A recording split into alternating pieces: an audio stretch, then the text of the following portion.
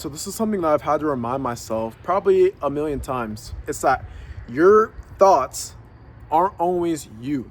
So that doesn't really make sense, but let me elaborate. So let's say you have a negative thought and it's like, you know what? My business is failing. My business is done for. You get emotional, right? You get this negative thought that's like, you know what? Say I had a couple sales calls that didn't work out and the people didn't join my program or whatever, and I'm like, okay, business is over, it's ruined, all these things. That isn't me. That's what you call, like, I forget the term, but it's like brain scatter or something. It basically means not every thought that you're having is necessarily what you truly believe. It's just like a mixture of all these random thoughts. They're like intrusive thoughts and some negative ones and some from something someone said once or a video, all these things, right?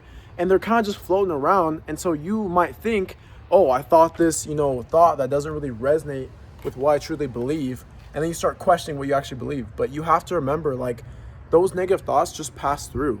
If you're able to observe a negative thought and it doesn't affect you, then obviously it's not real.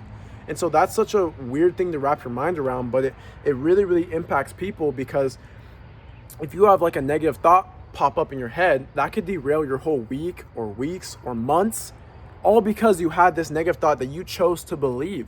And so it's a really, really weird thing, but it's like you kind of have to pick and choose what to believe, even with your own brain, because we have like all these intrusive thoughts and all these random thoughts floating around throughout our head, and it literally, just like when we make up these random scenarios, like these what if scenarios. I remember there's a quote from this guy who was old, and he was really about to pass away. He's like some famous philosopher, and he was saying, like, 99% of the things that I thought were gonna happen in my life negatively never even happened. And I'm like, damn, I didn't even think about it like that, but it's so true. How many times have we created these what if scenarios in our head, and turns out it never even happened into fruition? Like, maybe it's you're gonna go on some date and you're just like thinking about all these horrible things that go wrong. I show up and I voice track when I say hi to her, and I slip and I hit my head, and I get in a fight with a dude and he beats me up in front of her. Like, just like the weirdest, most outlandish, dramatic, negative thoughts. And so it's like, imagine if you just believe that to be true, and you're just like, oh, like, forget the day, I'm not gonna go, and I'm just gonna, whatever. It's like, okay, you understand that's not, true. But then when it comes down to weight loss, or it comes down to improving yourself, and you have this negative thought where it's like, say you're trying to lose weight and you've been losing weight, but you stop for a little bit. Now you start bringing up these random things, these random excuses. You're like, oh, it must be my sodium or my cortisol that's not making me lose weight, or it must be, like, you're looking for everything but the real truth that's actually moving the needle forward, which is, your calorie intake is too high. That's straight up, like, a million times that's the case for most people. But it's like we look for these other reasons, and we have these negative thoughts come in, and we just start to believe them, just because we're like, well, I was just been thinking that, and I thought it multiple times, so it must be true, or whatever it is. But the thing is you just can't believe everything that you think. And this is a messed up kind of thing to, like, get your mind around, because then it gets you really thinking. But it's like, everyone's technically an overthinker. I hate when everyone's like, oh, I'm an overthinker. I'm like, well, technically everyone is. We all have so many thoughts going on in our head all the time. And it actually is like a muscle. You can work on it, and it's crazy. But years ago, if I compared my internal state of my thoughts from right now to then, I guarantee my thoughts are a million times more positive and not so negative, because it is something you can actually work on. But it takes time, just like anything else. It's really a skill.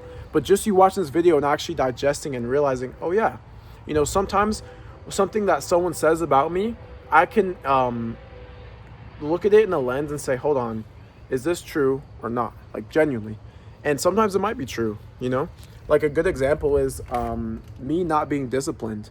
That was objectively true because of my lack of effort when I was younger. I used to try to get away with, in sports and things, just being an athlete, and I wouldn't actually apply myself. I wouldn't actually, study film. I wouldn't actually do the sprints 100% when we were doing sprints. I would run 50%. I would half-ass things. And so I truly believed to my core that I wasn't disciplined. And that was something that I believed myself. It wasn't even something that other people were saying about me necessarily.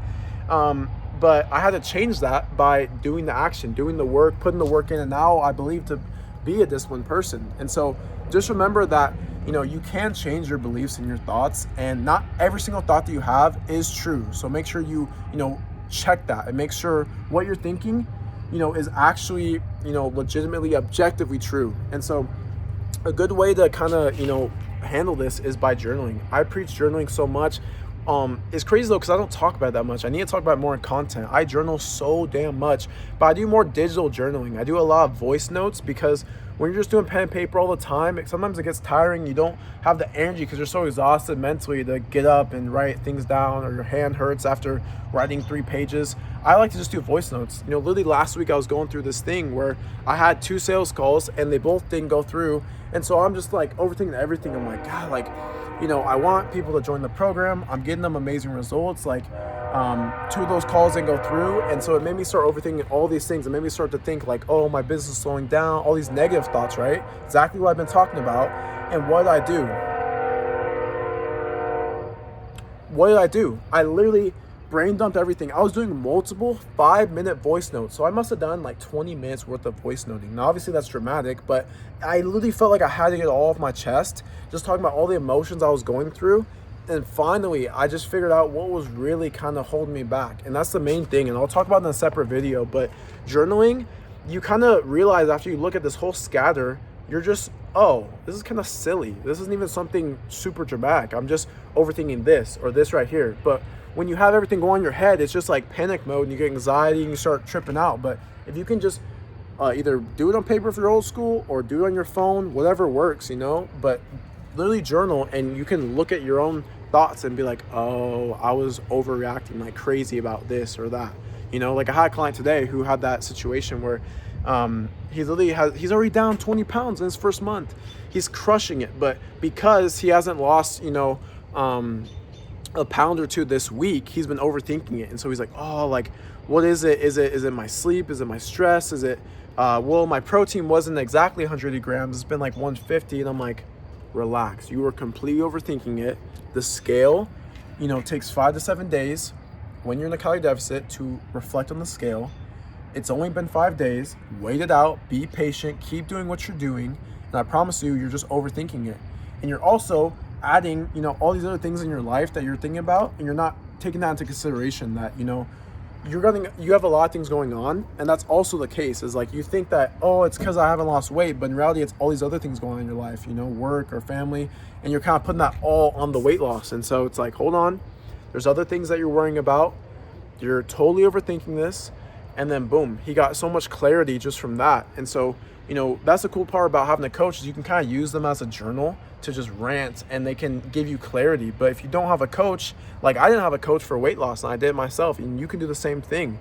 But you have to work on yourself. It takes time, and you have to work on your inner self, not just doing the action. Yes, you have to work out. Yes, you have to hit protein. Yes, you have to track calories. You gotta hit your steps. You gotta do all these things, right? But how the hell are you gonna do it if you genuinely don't believe it to be true? That's it for today's video. Gavin Longwell on Facebook and Instagram. Make sure to check it out.